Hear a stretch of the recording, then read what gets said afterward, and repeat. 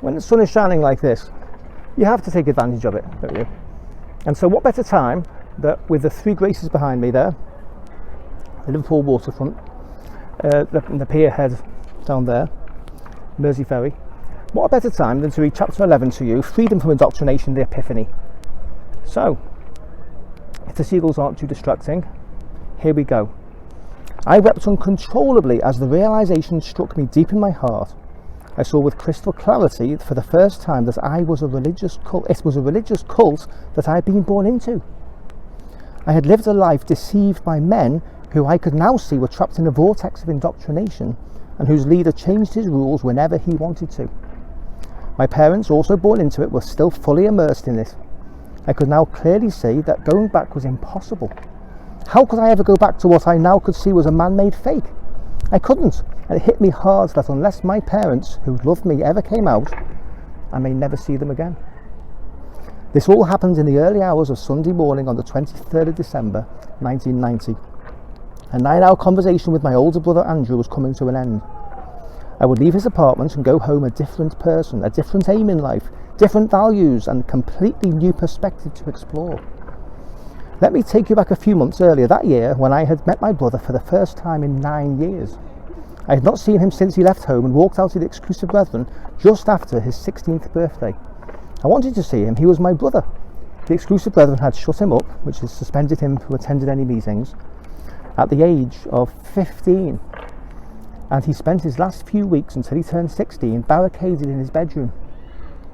When the priests came round every Monday night to interrogate him, he refused to come downstairs to see them, so they would stand outside his bedroom door trying to talk to him through the closed door.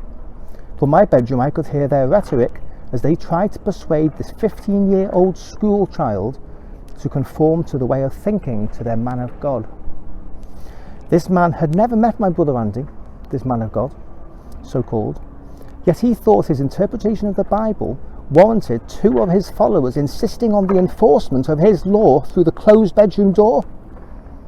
Looking back, I remember thinking how awkward and humiliating all this was for my brother, who in effect was just a minor. Having to put up with that potentially psychologically damaging and bigoted religious behaviour. Andy had been shut up for going to a school friend's house after school and for listening to Elvis, Eddie Cochran, Gene Vincent and that era of music. I remember him describing to me how incredible their guitar playing was. At the age of 16, when it was legal for him to leave home without parental consent, he walked out and I didn't see him again for 9 years. As soon as I left home on that Monday morning, 7th of November 1988, I started searching for Andy. I went to libraries to look up electoral rolls, tried to contact his old school acquaintances, and even visited random nightclubs that played rockabilly music and where I thought he might have gone. I didn't find him. Then one day, late in the autumn of 1990, I came home to my apartment to find a note that had been put through the door. It read, "Hi, I am your brother Andy. Give me a ring on," then the phone number. I called the number and was surprised to hear a strong Scouse North Liverpool accent. We had been brought up in South Liverpool where the accent is softer. We arranged to meet the next day. I drove the 7 miles to his apartment in Crosby, North Liverpool, and rang the doorbell. I didn't know what to expect. A 6'2" man wearing an army jacket and jeans, short hair back and sides, wearing rimless glasses, opened the door to me, shook my hand. "All right, John. I'm Andy. How are you doing?"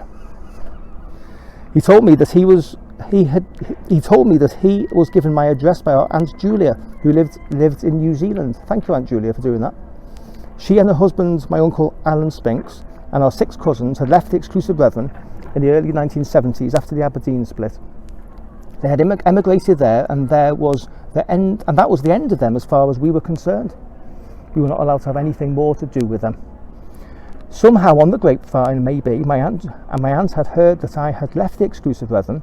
She had found Andy's address via the Salvation Army, who hold information on millions of people apparently, and had written to Andy to tell him that I had left and to get in touch with me to see how I was. Andy told me that after leaving the Exclusive Brethren, he had blocked out all memory of his childhood and didn't instantly realise who this John Spinks was for a few days. Then he remembered and went and posted the note through my door. For a couple of months we met regularly and spoke a lot about cars, business and money-making opportunities. We avoided the subjects of our childhood and the Exclusive Brethren. From Andy's side, he had blocked out the childhood Exclusive Brethren memories and had even changed his surname by deed poll to distance himself from the past. He wouldn't want me to tell you what his name is. I had decided, from my side, from my side, I had decided not to talk to anyone about God or religion anyway. These 3 groups of people in those 2 years had approached me in the streets wanting to talk about God, and I had told them I was not interested. This was because I still believed that the Exclusive Brethren way was the only way, and it was a sheer waste of time talking to anyone with different views.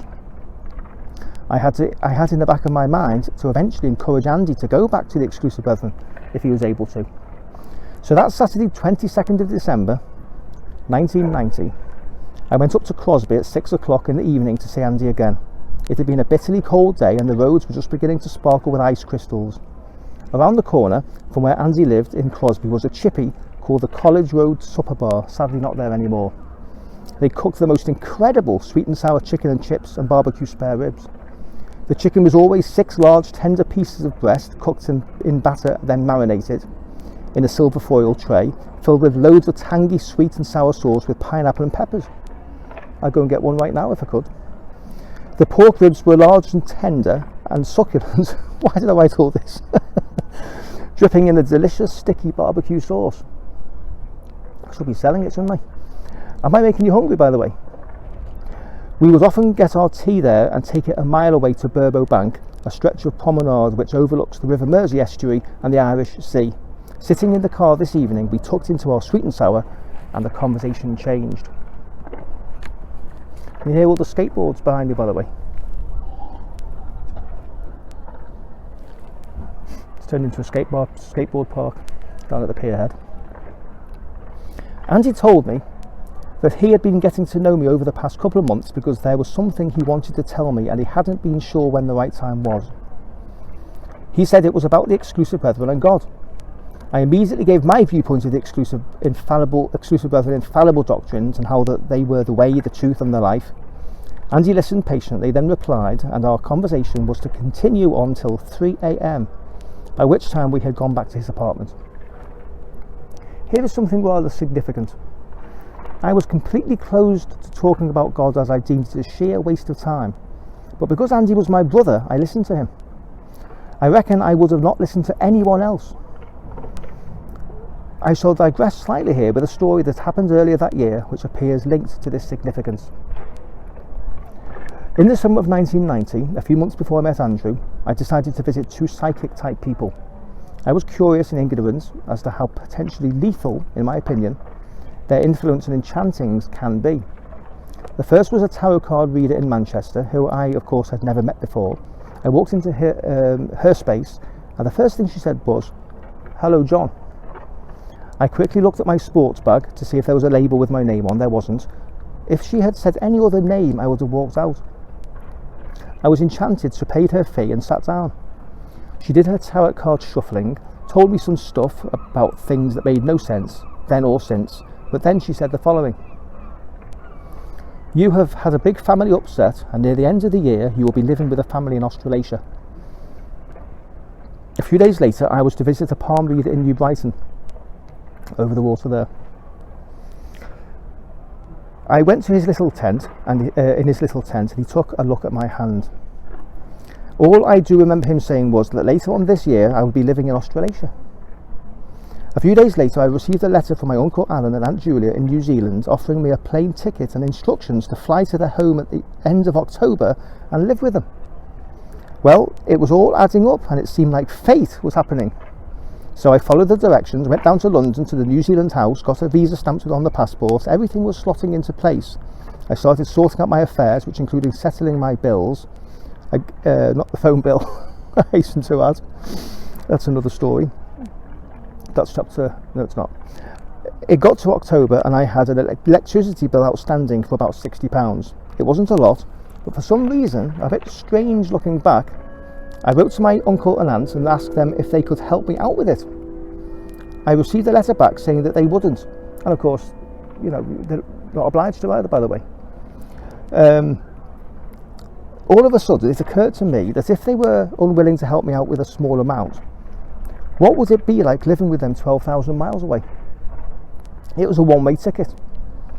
What was I letting myself in for? I had a strong gut feeling, don't go. A few days before I was all set to fly, I wrote back thanking them for the thought of letting me live with them, but that I was declining their offer. The next day I was to get the note from Andy through my front door, the very next day. He was a vital key in the unlocking of my brainwashed entrapment and my freedom, for as I've already said, I would not have listened to anyone else.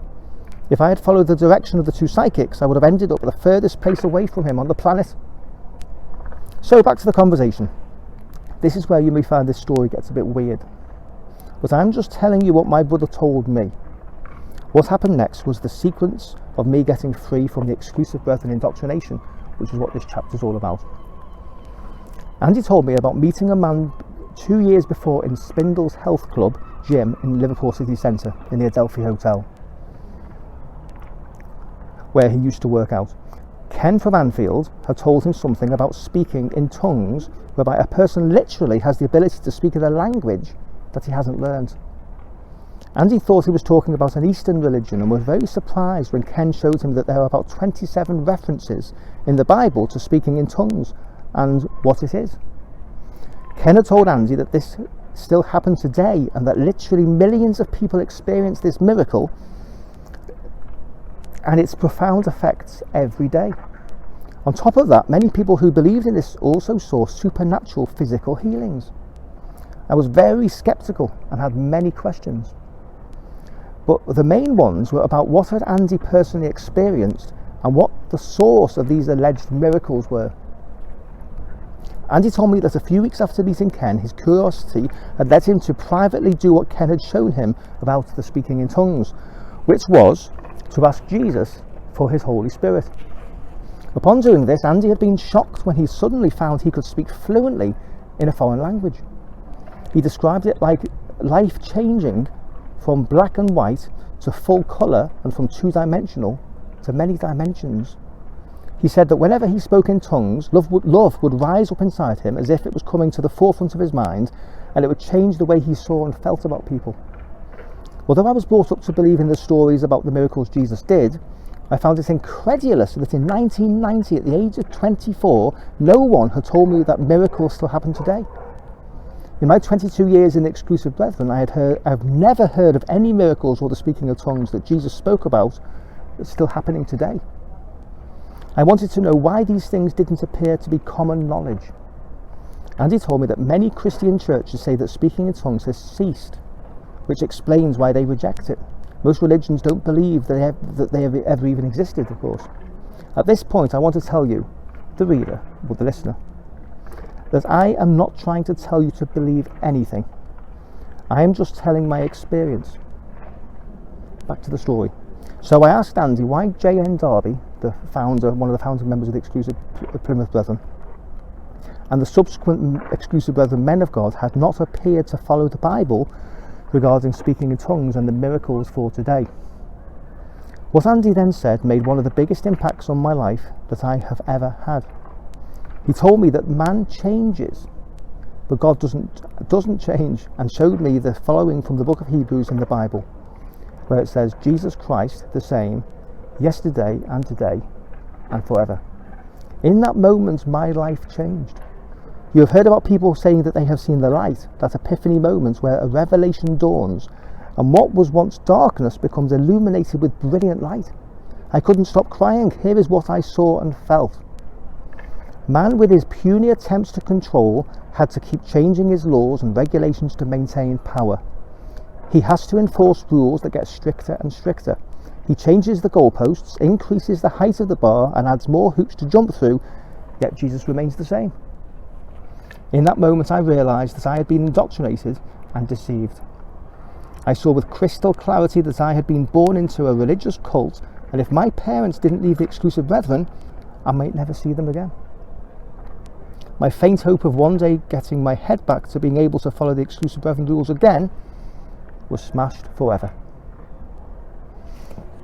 And that is how I became free from the indoctrination of the Exclusive Brethren. Thank you for listening. the next chapter next week in real time, or eventually I might have the whole set, is the evolution of my beliefs from law to love. Why I'm not religious, but I still love God. I might see you then.